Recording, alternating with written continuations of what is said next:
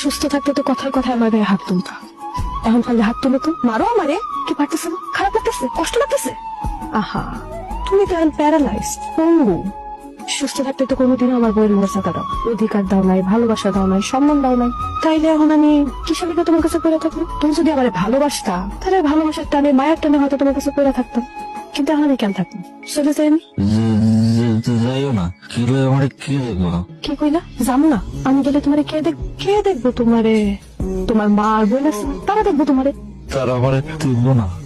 এটা অবশ্য তুমি ঠিকই কইছো। কাইলেতে কি কইতেছিল জানো? কইতেছিল তোমার এখন রোজগার নাই, উল্টা খরচ, তাই তোমারে দিয়ে কোনো সাহায্য ওঠানো যায় কিনা। আমি ভিক্ষা করবো না। কি কইলা? ভিক্ষা করবা না? কিন্তু তুমি তো ভিক্ষা করো, আমার দয়ার ভিক্ষা। আমি যদি তোমার দয়া না করি, তোমার সাইকেল উপর রাস্তায়, বুঝছো? যেদিন তুমি আমার গলা চাপ দিয়ে ধরছিলা, সেদিন আমারও এমন অসহায় মনে হইতেছিল। এখন যেমন তোমার অসহায় মনে হইতেছে, আমার এমন ভয় লাগতেছিল। এখন যেমন তোমার ভয় লাগতেছে। তোমরা টাকা আসো কেন? খিদা লাগছে? ভাত খাইবা? করো, আসো আসো। আরেকটু সামনে, তোর মনে আছে আমি যে তোমাদের রান্না বান্না করে রাখতাম, আর তুমি তোমার আদরের সরে বলে বলে খাইতা? আমার লেগে কোনো খাওয়ান তোমরা রাখতা না।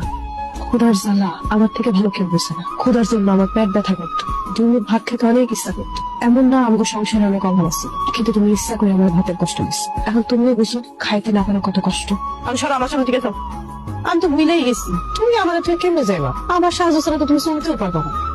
এমনি করে আসো কেন? দেখতেছো না আমি খাইতেছি?